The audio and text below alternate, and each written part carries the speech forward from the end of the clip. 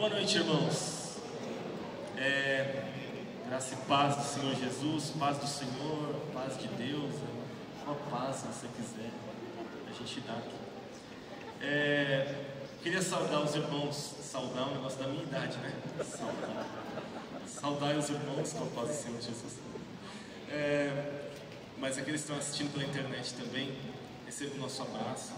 É muito bom estar com vocês, aonde vocês estiverem, quando vocês estiverem, que essa palavra abençoe o seu coração também, em nome de Jesus. Abra a sua Bíblia, ou acesse aí no seu celular, o livro de Apocalipse, capítulo de número 2. Nós vamos ler dos versículos 1 até o versículo de número 7. Antes de começar a palavra, eu queria dar um incentivo aos pais. Nós iniciamos há 2 domingos atrás uma série de fundamentos da fé para as crianças. Então nós estamos trabalhando os fundamentos da fé em Cristo para as crianças, assim como nós trabalhamos aqui no púlpito da igreja. Então, seja assíduo, né? Perder um domingo perde também uma sequência das crianças, do que elas estão aprendendo também. Esses 4 próximos domingos, mais 2 ali, nós estamos falando sobre o amor ao próximo. E hoje o tema é a amizade. Então, nós subdividimos aí em 4 fundamentos. Então, as aulas estão bem legais. Eu tenho certeza que eles vão amar. Amém?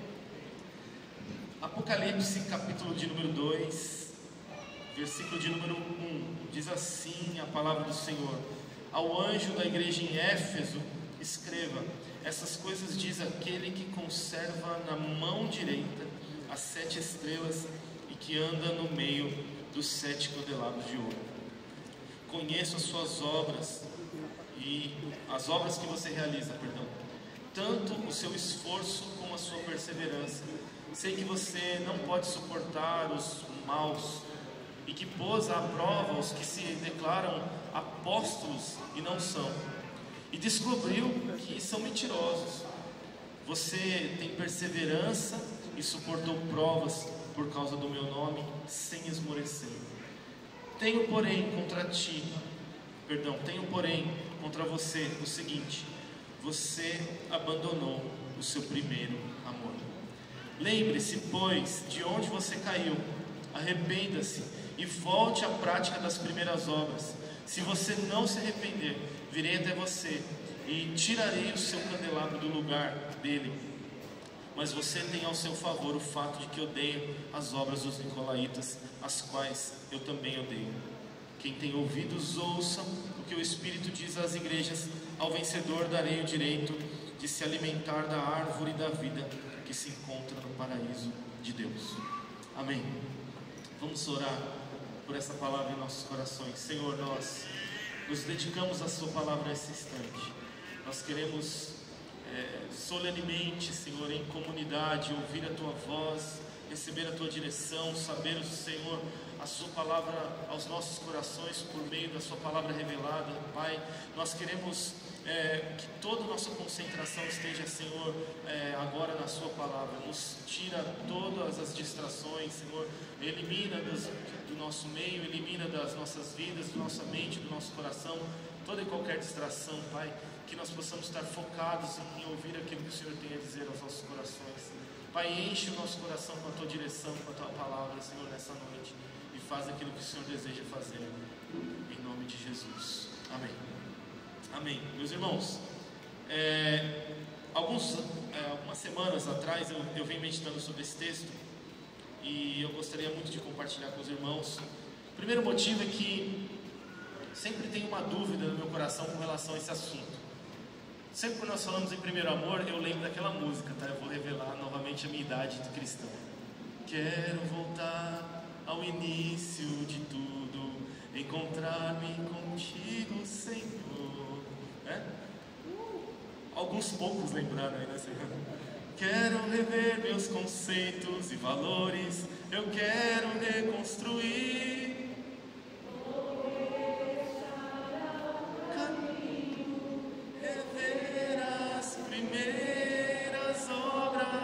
Senhor,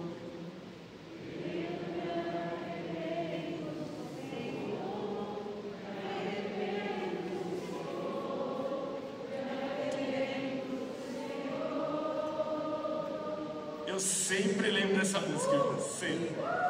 Toda vez que eu leio esse texto, eu me lembro dessa canção. Mas, ao mesmo tempo, eu me lembro também das minhas épocas do primeiro amor. Eu fui encontrado por Jesus. Eu nunca que viria a Cristo sozinho, meus irmãos. Eu vivi uma vida muito paralela à do Senhor. E para aqueles que não entendem geometria, né? Paralela nunca vai se encontrar, entendeu? Vai sempre do lado ali, mas nunca vai encontrar.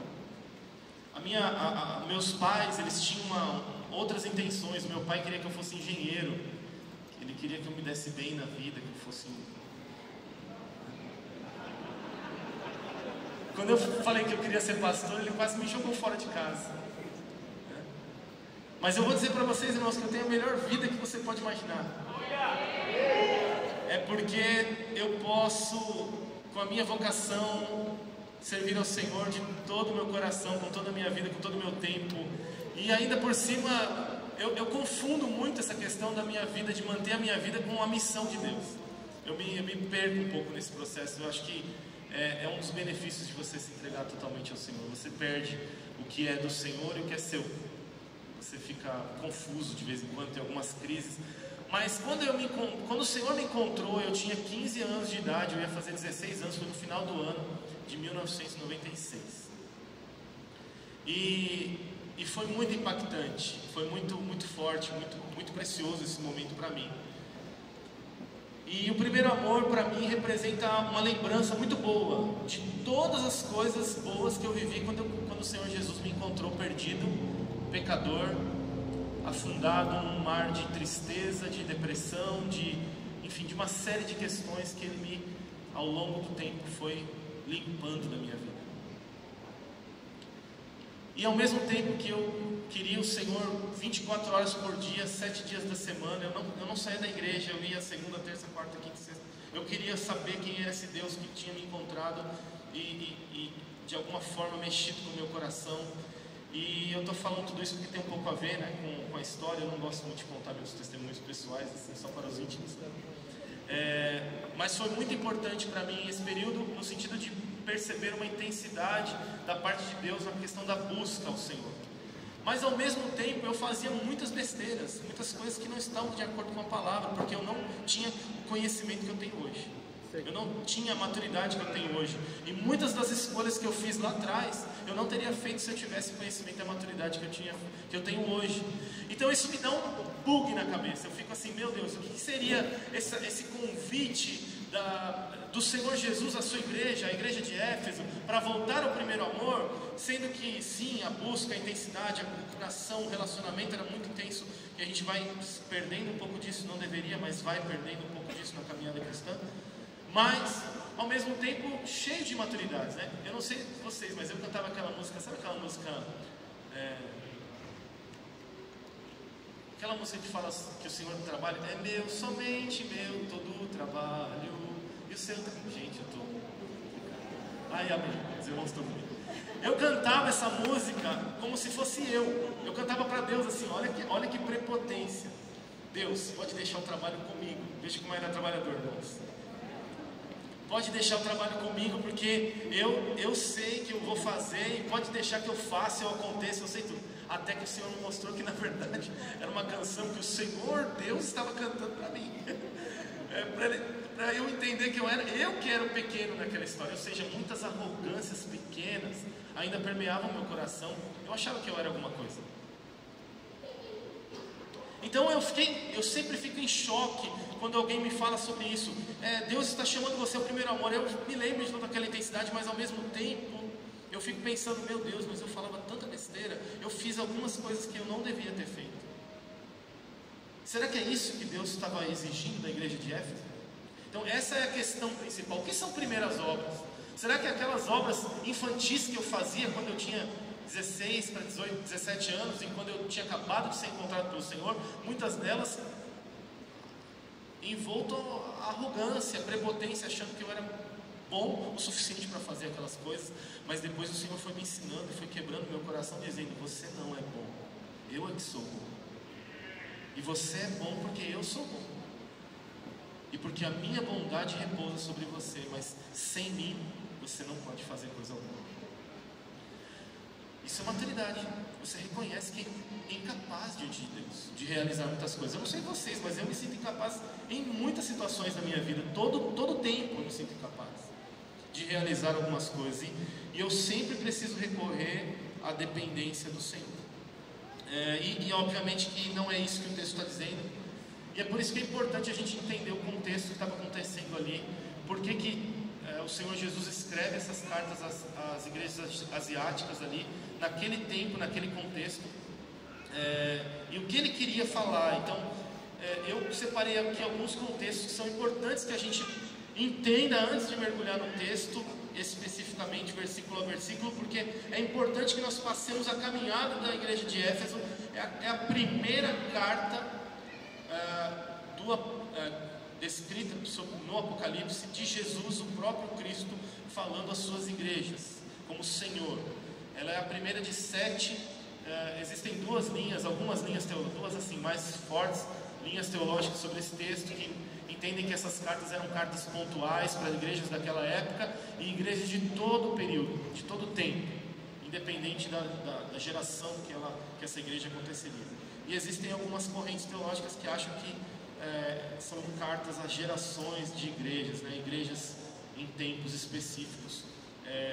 Eu não acredito nisso. Eu acredito que essa é uma carta para a igreja de Éfeso local, e nós precisamos então enxergar como é que ela pode falar conosco hoje. E todas as cartas que foram escritas às igrejas por meio do apóstolo João, ditadas pelo Senhor Jesus Cristo, elas são cartas a todas as nossas igrejas. Veja, preste atenção, não é para mim e para você esse texto, é para a igreja do Senhor, é para a comunidade dos santos. Você pode aplicar os conceitos dela pessoalmente, mas isso nunca vai poder ser aplicado pessoalmente, individualmente, porque é para um coletivo de pessoas.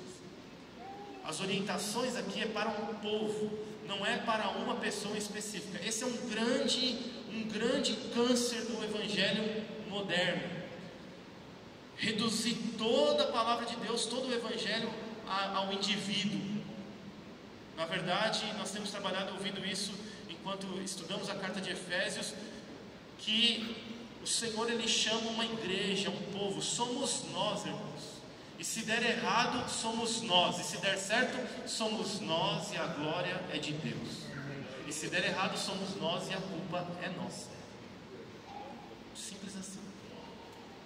Ou seja, você não está chamado a congregar aqui para ser um indivíduo separado de todos, vir aqui aos domingos consumir uma ideia de culto, uma boa mensagem, uma mensagem que toca o seu coração e viva individualmente a sua vida desconectado da comunidade. Não, Deus está nos chamando para a sua igreja, para a sua comunidade, para vivermos uma real comunidade que tem diferenças, que tem diferentes pensamentos, diferentes culturas, diferentes tempos e fases, mas que está unida sobre uma única bandeira, que é o amor a Jesus Cristo. Está unida sobre um único evangelho, que é o evangelho de Jesus Cristo. Nós não somos bons, definitivamente, meus irmãos. Nós precisamos do Senhor Jesus. E essa carta ela tem esse propósito, principalmente de alertar os cristãos daquela época, as primeiras igrejas, sobre o fim dos tempos.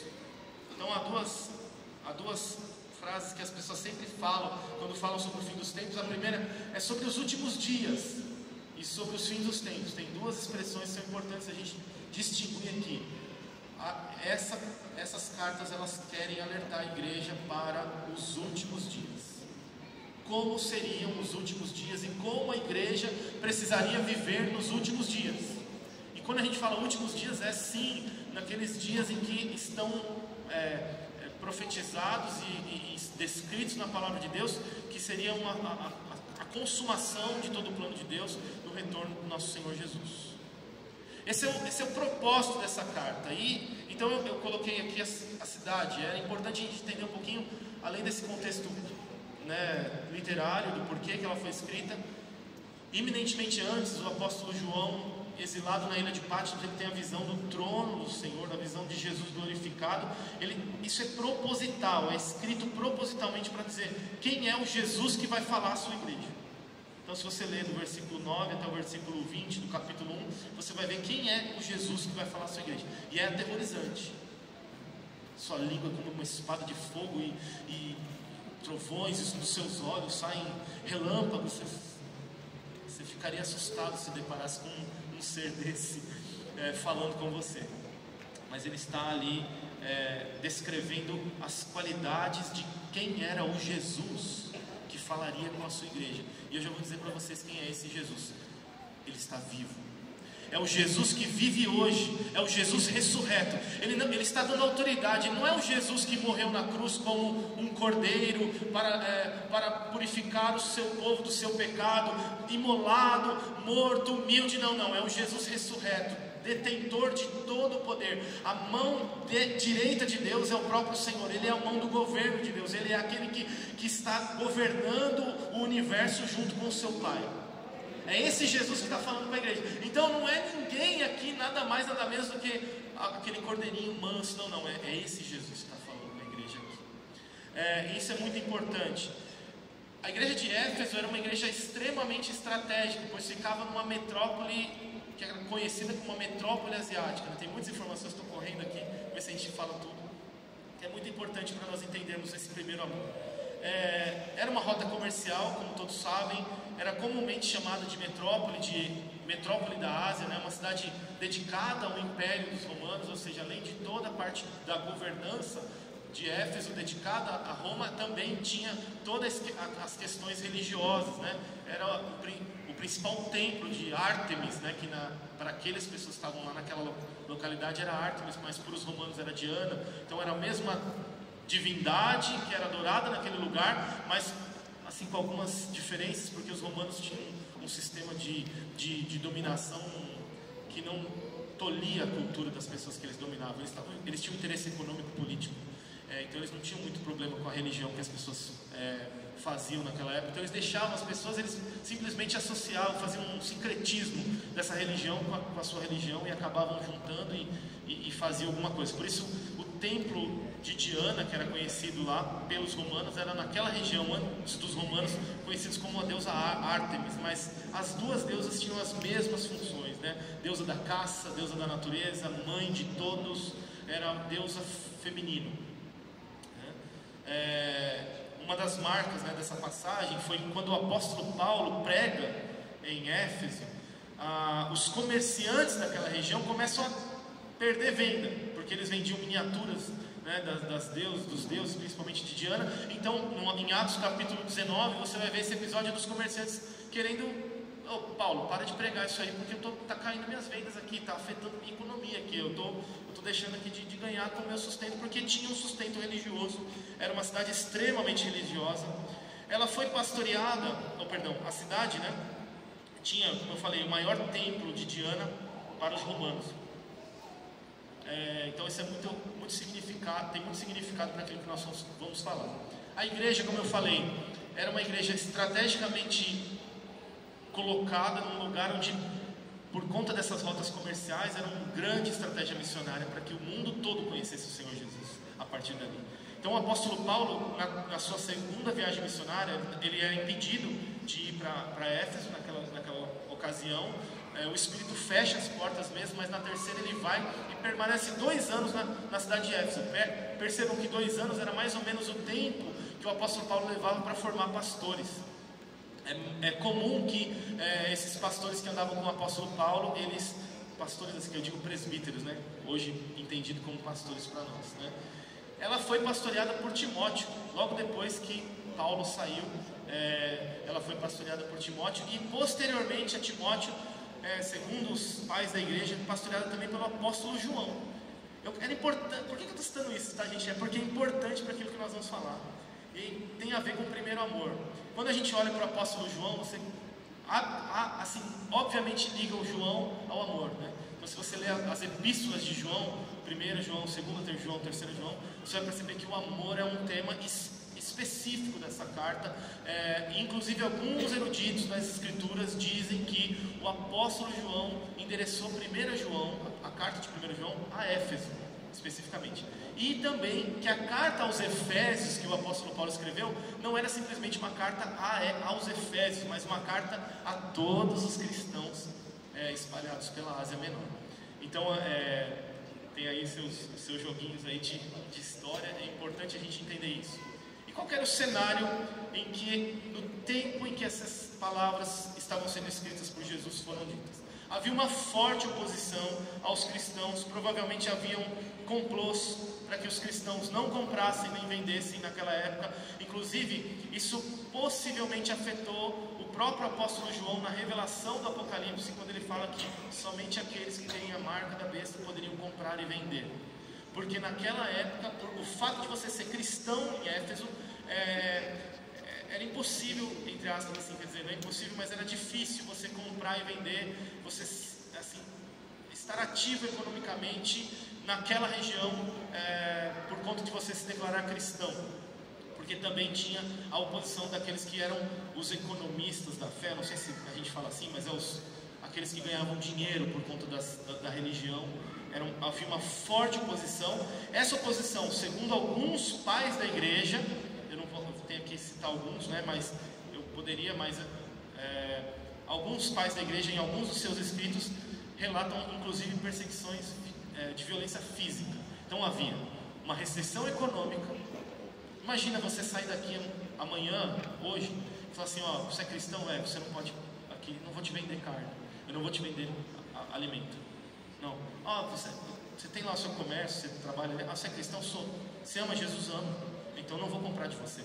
Você vende para outra pessoa, eu não vou comprar de você. Imagina se acontecesse isso.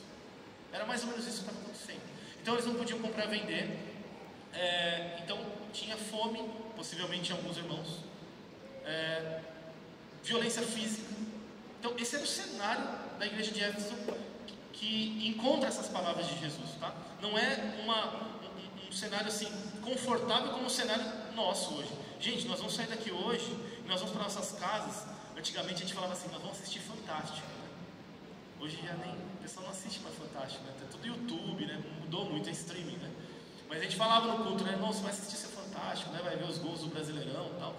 Você vai beber seu café, tomar o seu chá, a sua ceia da noite, você vai dormir, amanhã você vai trabalhar. Não era assim para esses irmãos aqui de Éfeso.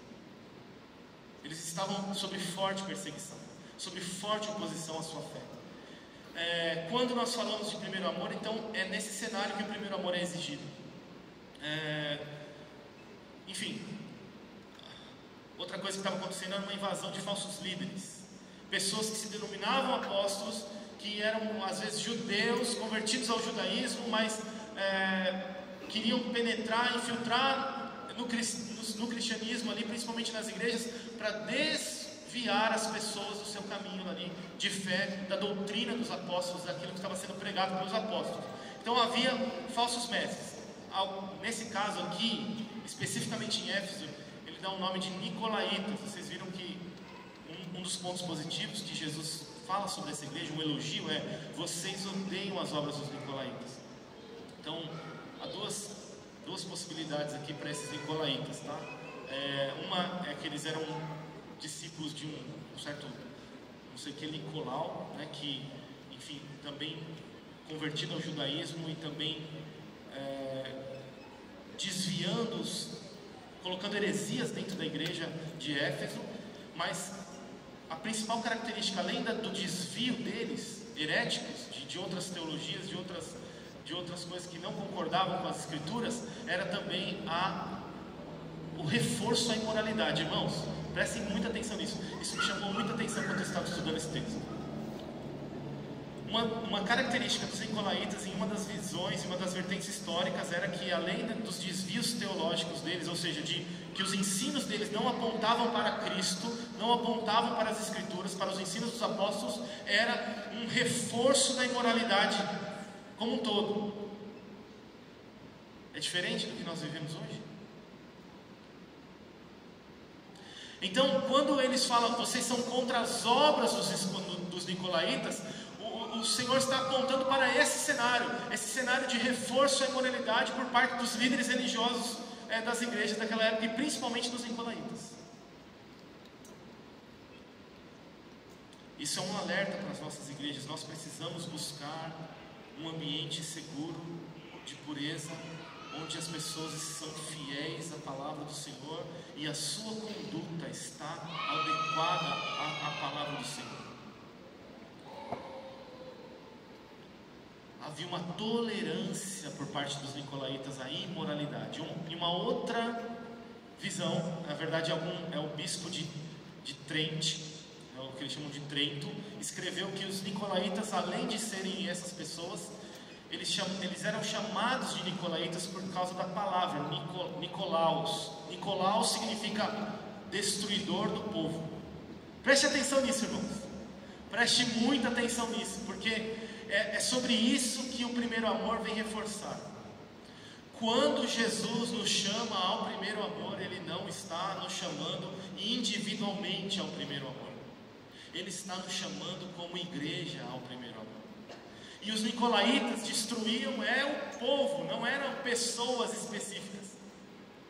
Então havia essa segunda linha, que Nicolaus é destruidor do povo, Nicolaus. Então, que eles eram destruidores da unidade, por meio das perversidades, da imoralidade, por meio de falsos ensinos, de falsas ações, de penduricalhos à fé cristã, ligados à imoralidade, haviam distorções e divisões na igreja. Preste atenção nisso.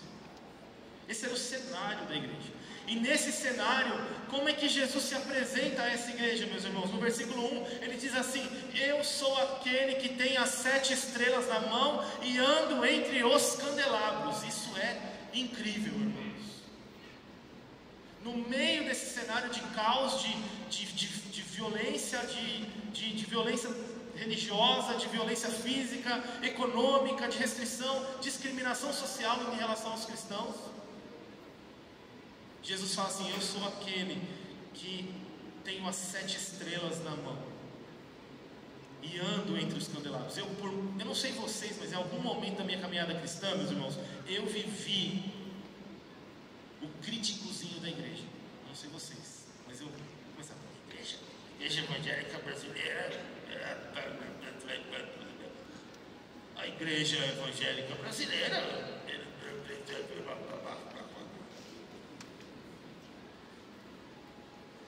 E assim, desse jeito. A igreja evangélica, a igreja. Porque a igreja. Aqui, ó. Viram? No meu caso tem 2, até o dedão vem. Eu aponto 1, tem 4 para mim. Viram? E eu li esse texto e eu percebi que o Senhor da igreja, aquele que tem as 7 estrelas, a luz de Deus nas mãos, Ele não faz isso. Ele avalia sim a sua igreja, mas Ele está no nosso meio. Ele é parte da igreja. Ele não critica a igreja como se Ele estivesse fora da igreja. Ele não critica a igreja como se Ele fosse alguém ET à igreja, externo à igreja. Não, Ele critica, Ele avalia, Ele sonda a sua igreja, andando no meio dela. Ele é parte dessa igreja que ainda assim se encontra problemática, que ainda assim existem pontos para serem consertados. E olha que a igreja de Éfeso, meus irmãos, deveria ser uma igreja que todo pastor devia gostar, porque é uma igreja, depois vai seguir os elogios, uma igreja que persevera nas tribulações, que ela é uma igreja focada e firmada na palavra de Deus, porque ela rejeita os falsos mestres, ela avalia a doutrina dos falsos mestres, ela diz não a isso, não aquilo, não aquilo outro. Uma igreja que suporta perseguição e é fiel. Meus irmãos, eu queria ser pastor de uma igreja assim. O que nós temos visto é que nos últimos anos, as igrejas têm se fragmentado. Qualquer biribinha que cai no nosso meio, a gente já sai para falando mal de todo mundo, a gente já sai para... Meus irmãos,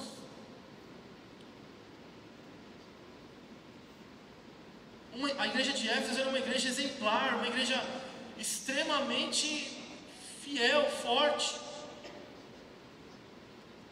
Jesus não avalia a sua igreja estando fora dela, ou se colocando fora dela. Ele está no nosso meio. Eu acredito que em algum momento eu fui curado por essa palavra, porque eu disse assim: eu não sou melhor do que Jesus. Se o próprio Jesus avalia a sua igreja assim, quem sou eu para avaliar a igreja do jeito que eu estou avaliando? Quem é o Daniel Cesare? Isso curou meu coração. E eu tinha motivos para falar isso, meus irmãos. Eu tenho muitos anos, eu já fui até abandonado em campo missionário pela igreja. Eu tinha motivo, você tem também. Mas sabe o que você tem que fazer com o seu motivo? Encontrar Jesus no meio da igreja e falar assim: está aqui Jesus, aqui meu motivo. Deixa com Ele, Ele vai avaliar. Não é sua a justiça, é do Senhor a justiça. Não são os nossos atos que promovem a mudança, mas é a orientação do Senhor à sua igreja que promove a mudança. Aguarde o Senhor orientar a sua igreja, porque Ele vai determinar e Ele vai vir com a palavra de orientação, assim como Ele fez aos Efésios aqui. Jesus não avalia a sua igreja como quem está fora dela, mas Ele é parte dela. E Ele não só é parte dela, como Ele a segura nas suas mãos, no meio do caminho, e Ele anda no meio dos candelabros, mantendo-os acesos, porque a verdadeira luz está nele. E nada nesse mundo, nesse universo criado por Deus, pode brilhar se Jesus não o fizer brilhar. Nada neste universo pode brilhar, nem as estrelas dos céus, nem o sol, nem as igrejas, nem eu, nem você, nem ninguém. Nada nesse mundo pode brilhar se não for Jesus que o fizer brilhar, porque Jesus disse: eu sou a luz do mundo. Não é o Daniel, não é o Juliano, não é a Dani, não é a Sandra, não é ninguém aqui. A luz do mundo é o Senhor Jesus, e é só Ele que pode fazer brilhar a sua igreja. E é Ele que pode, por meio da sua orientação, da sua palavra, avaliar a sua igreja e levar a sua igreja até um lugar onde Ele quer que ela esteja. Amém? Efésios tem 5 elogios muito bons, muito importantes. O primeiro é que eles eram crentes operosos, irmãos, do grego erga. A palavra grega para trabalhadores braçais é ergates. É aquele trabalhador que tem um compromisso com 8 horas semanais, 44 horas semanais, 8 horas diárias e assim por diante. É um trabalhador braçal. O que ele está falando assim, ele diz: eu conheço as suas obras. E logo depois ele diz: e o seu esforço. Gente, era uma igreja que era esforçada, uma igreja trabalhadora, uma igreja operosa em obras. Esse mesmo erga, ele pode ter uma flexão ergon, que está até no texto de Laodiceia, uma vez a gente trabalhou aqui, que quer dizer: conheço as suas obras interiores. É uma flexão das obras exteriores e das obras interiores. Aqui nesse texto ele está dizendo que são obras externas.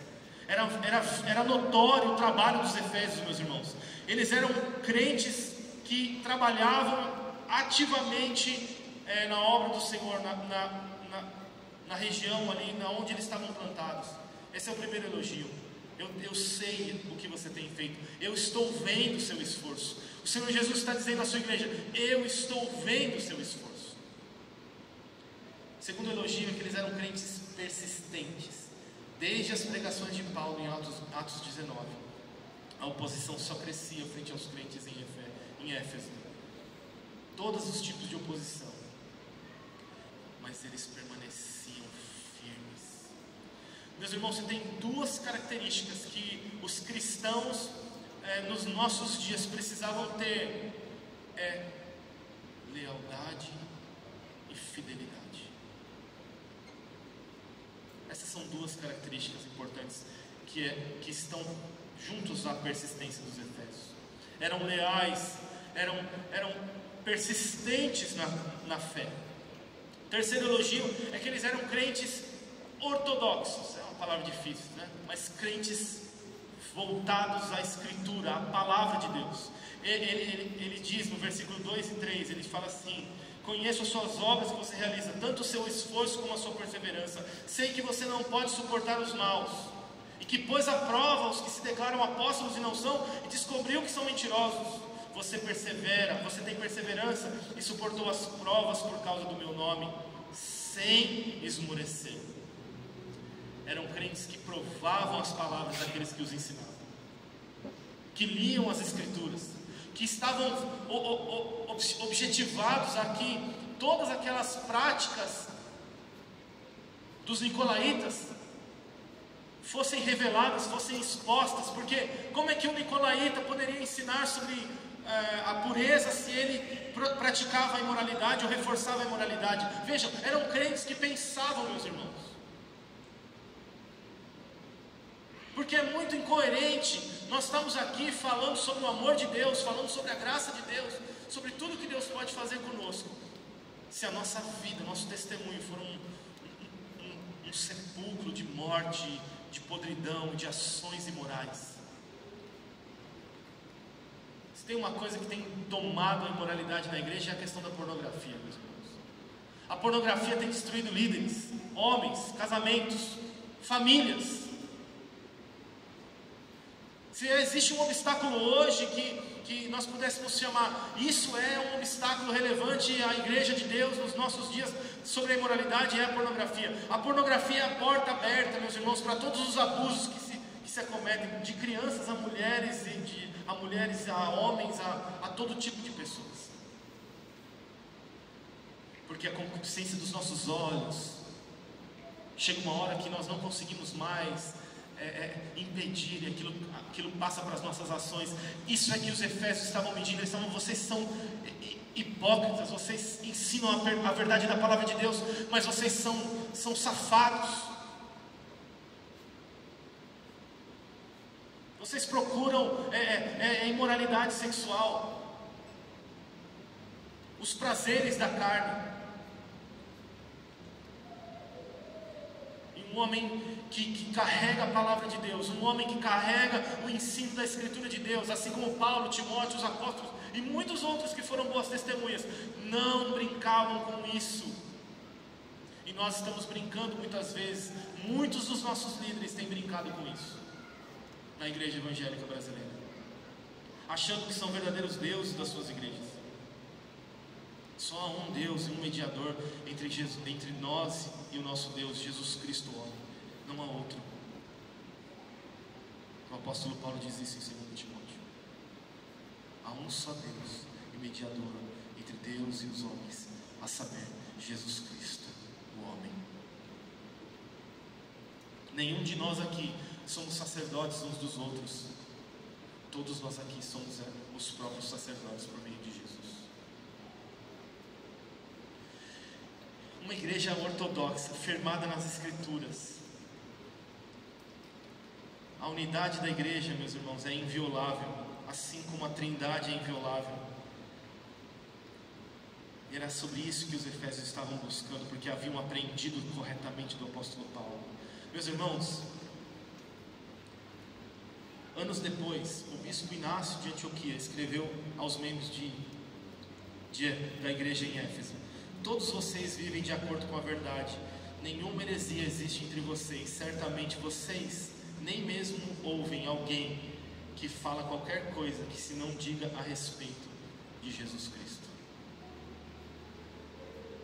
Essa é uma fala de um bispo de Antioquia, a igreja de Éfeso, anos após essa carta.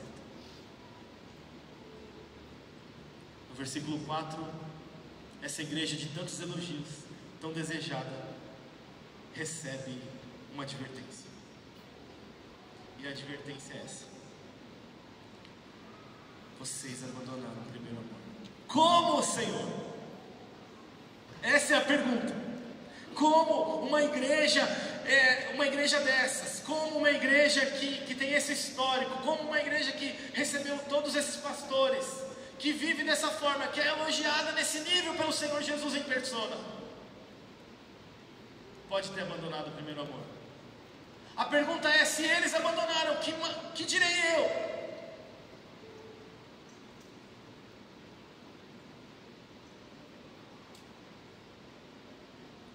Que não sofro tudo o que eles estão sofrendo. Uma igreja que sofre tamanha oposição, dificuldade e permanece fiel. O Senhor Jesus então diz: tenho contra ti, pois, que abandonaste o teu primeiro amor. Todo o nosso debruçar está aqui, meus irmãos, nesse versículo de número 4. Aqui podemos comparar esse amor referido como o primeiro. Será que Jesus está se referindo apenas àquele período que eu falei no início da nossa preleção? Aquele período, no início das nossas vidas, que nós mergulhamos no Senhor, de cabeça, sem reservas, confiando plenamente no amor de Jesus. Sim, mas e as confusões que nós arrumamos, né? Aquele meme lá: para de arrumar confusão, não arruma mais esse tipo de confusão, não. E essas confusões, o que nós fazemos com elas? E os erros cometidos nesse período também? Será que é esse lugar que o Senhor quer que a gente volte? Não, obviamente que não. Primeiro amor, ele indica que é o amor primeiro, é o amor principal. É um amor que sem esse amor, nenhum outro amor pode ser constituído, entende? Você não pode amar mais nada se você não amar primeiro esse. Você não tem habilidade, ou você não tem autorização para amar nada mais se você não tiver primeiro esse amor. É o amor que vem primeiro, o primeiro de todos os amores, antes de qualquer realização, antes de qualquer firme posição ou perseverança. Podemos fazer tudo isso, mas se esse amor não vier primeiro, de nada adianta o restante. É o amor a Jesus. Por que eu faço aquilo ou isso? Porque eu amo a Jesus. Nós temos visto que esse amor, é esse amor que Jesus está se referindo. Vocês estão muito bem em várias coisas, mas no meio dessa caminhada vocês abandonaram o principal amor, que é o amor a mim. Vocês talvez trocaram essas coisas pelo amor a essas coisas e não a mim, achando que operar obras e fazer muitas coisas é me amar.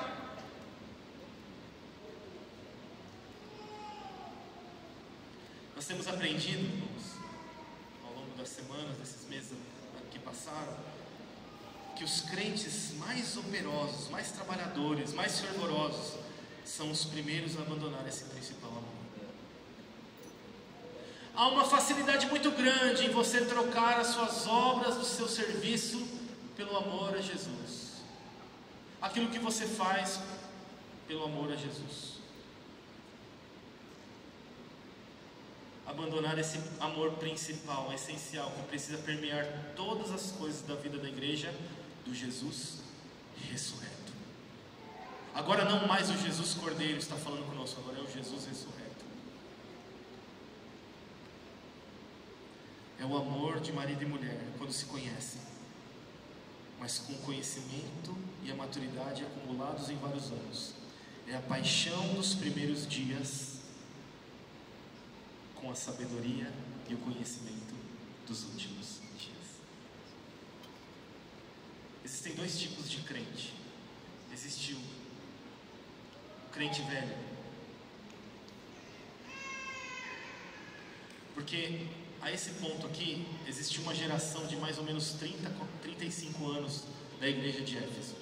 Quando essa carta de Apocalipse foi escrita, havia mais ou menos 30 anos que o apóstolo Paulo tinha finalizado a carta aos Efésios. E obviamente foi endereçado primeiramente aos irmãos de Éfeso e também de todas as províncias. Mas havia 30 anos se passaram. Hoje as gerações elas se passam com 5 anos, né? Naquela época, com muito mais distância, as gerações se passavam, mas havia quase que uma geração que se passada desde a primeira carta de Paulo. Depois eles ouviram o apóstolo João, depois o presbítero Timóteo, depois o apóstolo João. falando sobre amor. Era assim, com a paixão dos primeiros dias, a sabedoria e o conhecimento dos últimos dias, que eles passariam pelos últimos dias, pelas tribulações, pelas dores, pelas dificuldades que os últimos dias viriam a impor. Era assim que eles fariam. Eles fariam com a paixão dos primeiros dias, com a busca dos primeiros dias, com a entrega dos primeiros dias, com a loucura dos primeiros dias, mas com a sabedoria e o conhecimento dos últimos dias. Uma geração que se esqueceu de amar. A igreja de Éfeso ouviu do apóstolo Paulo em Efésios capítulo 6, versículo 24. Ele vai encerrar a carta de Éfeso falando assim. Eu faço questão, eu não queria abrir, mas eu faço questão dos irmãos abrirem. Nós vamos ler, nós já vamos caminhando para o final. O pastor, quando fala que vai caminhando para o final, nunca termina, mas a gente tenta. Versículo 24, no capítulo 6, ele diz assim: a graça esteja com todos os que amam sinceramente o nosso Senhor Jesus Cristo.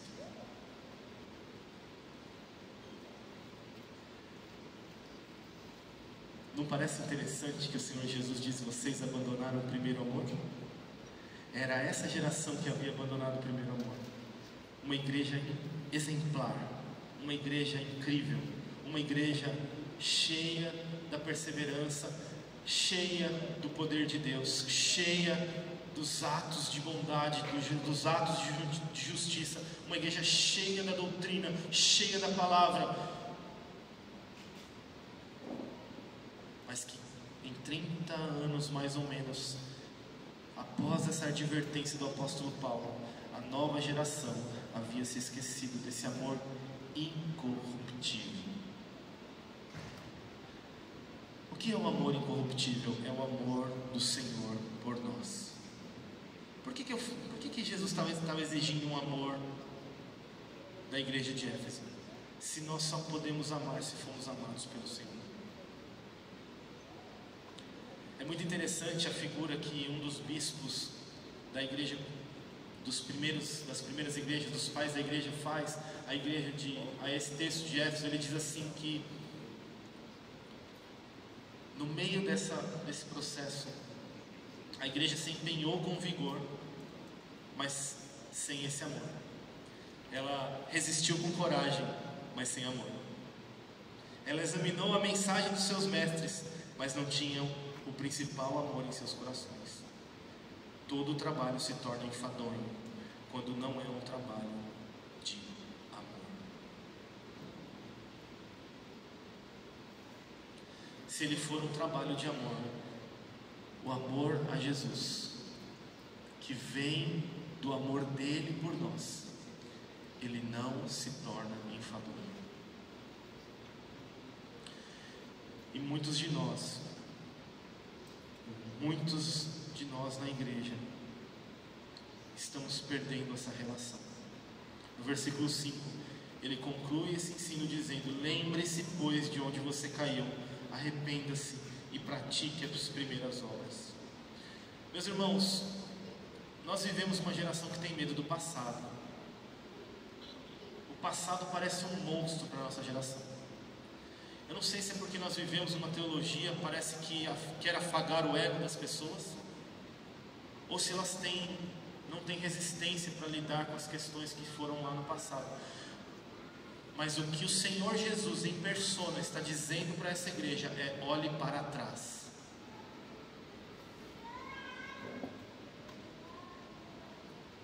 Nós podemos olhar para trás de muitas maneiras, talvez, mas não como a mulher de Ló, com desejo lascivo do prazer que nós tínhamos que ela podia ter ali em Sodoma e Gomorra. Ela virou uma estátua. Não podemos olhar para trás como quem almeja os confortos despreocupados deste mundo. Uma vez que pusemos a mão no arado, aquele que põe a mão no arado não pode olhar para trás.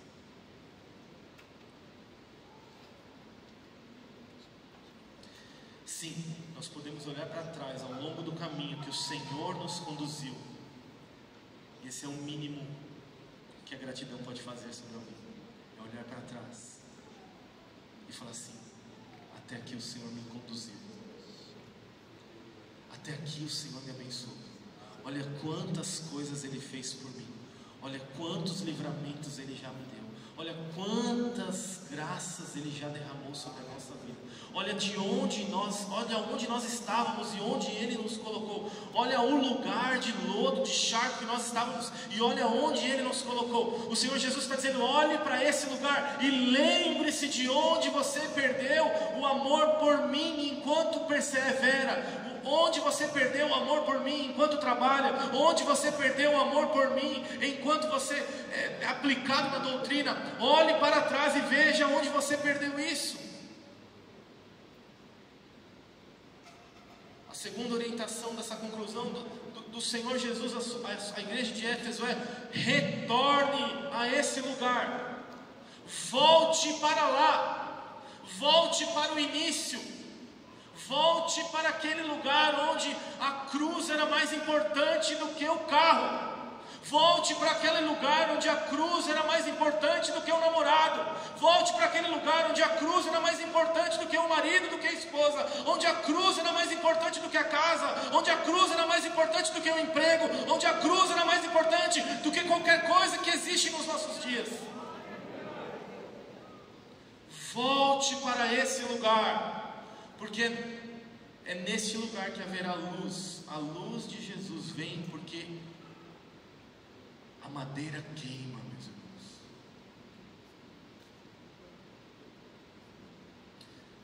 E John Stott diz isso: é o lugar da cruz, porque foi na cruz que o Senhor nos amou como nos amou. E é na cruz, no lenho perene que aquece o fogo de vida, que tem luz.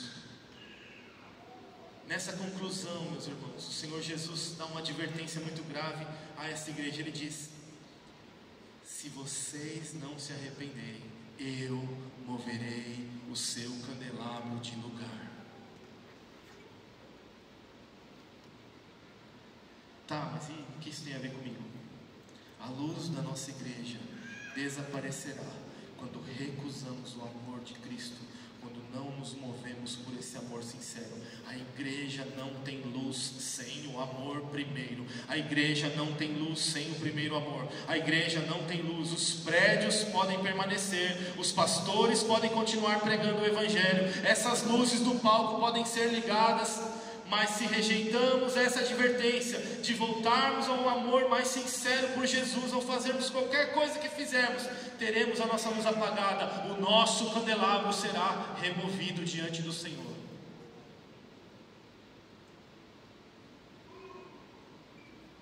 Os mais belos ministros de louvor podem ministrar aqui, mas essa luz não brilhará, porque a única luz que brilha diante da face do Senhor nosso Deus é a luz promovida pelo madeiro. A cruz do Calvário é que queima e promove a luz do Senhor nas nossas vidas. A única luz que o Senhor recebe é a luz que brilha diante do Senhor Jesus, por conta do seu amor sobre nós. Quando o rejeitamos, quando apartamos esse amor das nossas vidas, nós seremos apagados.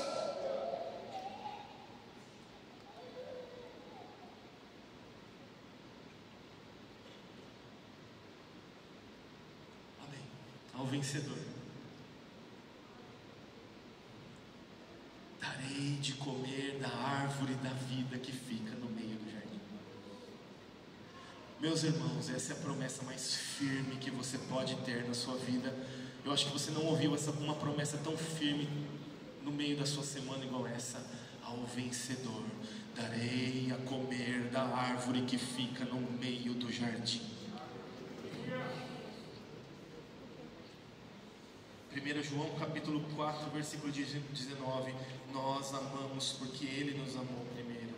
A cruz é o lenho perene que aquece o fôlego e o fogo da da vida e a luz da vida, e a recompensa aponta para o centro da vida do jardim de Deus, aquele que em Gênesis 3 foi desprezado pelo homem, o principal foi desprezado a confiança, a principal foi desprezado a relação, foi desprezado o amor. Deus, por meio dessa carta, estava convidando a igreja de Éfeso ao lugar da intimidade, do relacionamento, do lugar da confiança, do lugar da relação primordial, daquilo que é o amor primeiro, o amor principal. O primeiro amor é o primeiro amor a Jesus, é o amor principal a Jesus, e é esse amor que nos leva até o jardim de Deus, o lugar da confiança, da comunhão, da relação primeira que nós temos que ter com o Senhor Deus. Eu convido a nós como igreja a olhar para dentro de cada um de nós e a encontrar esse amor, o amor a Jesus, as primeiras obras embebidas desse amor de Jesus por nós. Eu queria que durante a semana eu queria sugerir uma canção que você ouça. É uma canção que tem um pouco dessa letra. Ele fala: eu vou ficar aqui perto de você, pois não há lugar melhor para se esconder. Eu vou ficar aqui perto de você, pois não há lugar melhor para estar. Nos caminhos de pureza, nos caminhos de beleza. Ouça essa canção. Eu queria que você fechasse os seus olhos agora. Nós vamos orar. Vá para dentro de você como igreja. Agora pense em você como parte da igreja. Não pense em você como um indivíduo separado desse corpo que nós chamamos Livres Church, comunidade aqui que nós nos reunimos. E eu queria convidar-nos ao arrependimento, a nós voltarmos para esse lugar das primeiras obras. As primeiras obras são as obras embebidas do amor por Jesus.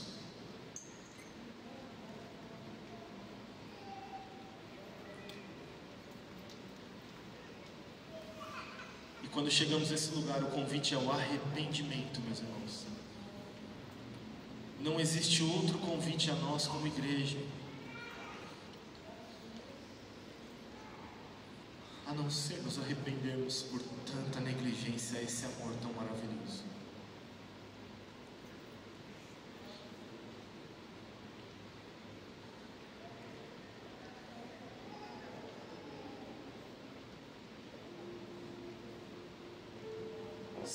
Senhor Jesus, estamos aqui como tua igreja, Senhor. Derrama sobre nós um só espírito, um só coração em direção ao teu amor. E o convite nessa noite é para que voltemos ao primeiro amor. Voltemos às primeiras obras.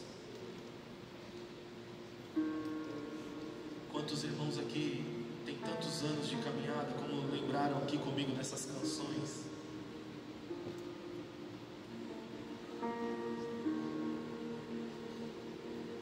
Senhor, a pergunta que fica ecoando no meu coração é: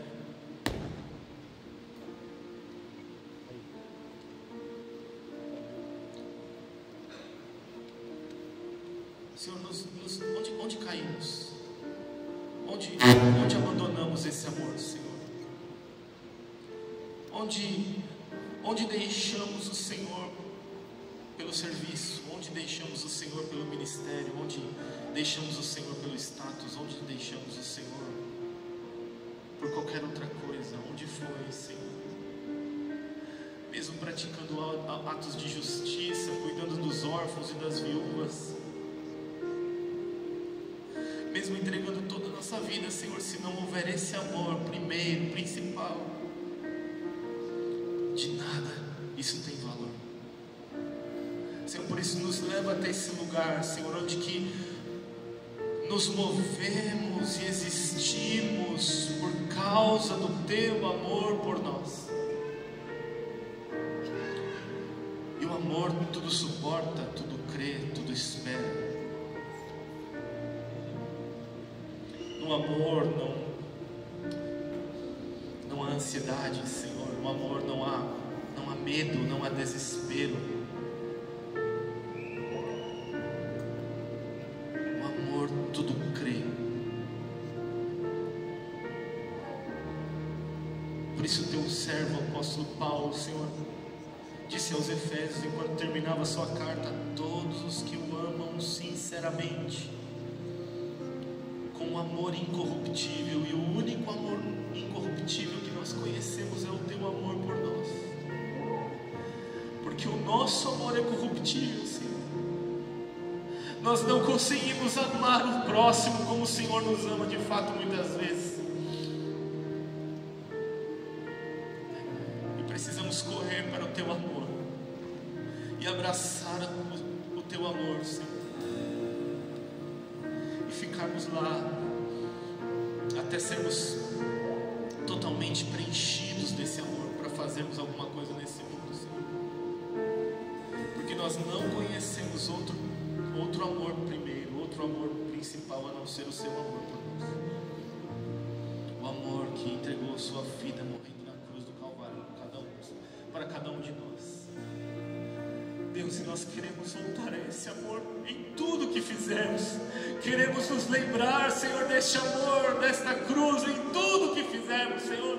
Ó Deus, para os próximos ciclos e anos que hão de vir para a nossa comunidade de fé, Senhor, que nós não nos esqueçamos, Senhor, de lembrar deste amor em tudo que fizermos, Senhor, em cada palavra, em cada ação, em cada toque, em cada desenvolvimento, Senhor, que haja lembrança do teu amor por nós, que não nos vangloriemos, Senhor, nos achando dignos,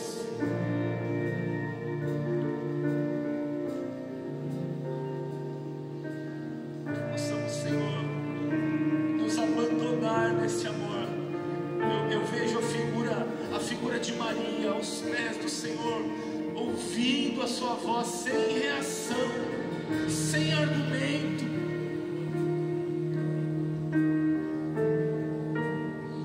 Não haviam críticas, porque não havia o que ser criticado, porque o seu amor é perfeito. Não havia, Senhor, desgostos, porque não havia decepção. Ali diante do Senhor, Maria não estava ali. Não haviam argumentos, porque diante do seu amor não há argumentos. Nós simplesmente olhamos e dizemos: obrigado, Jesus. Obrigado pelo teu amor por nós, porque nós não merecíamos tanto amor.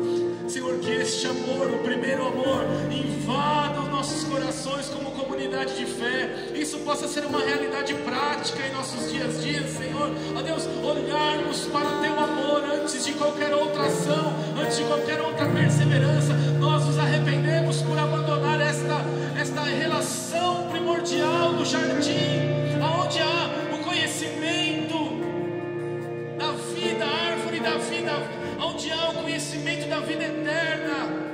E ao comer, ao se alimentar desse fruto prometido por aqueles que amam com o primeiro amor, não haverá mais morte, não haverá mais dor, não haverá mais lágrima.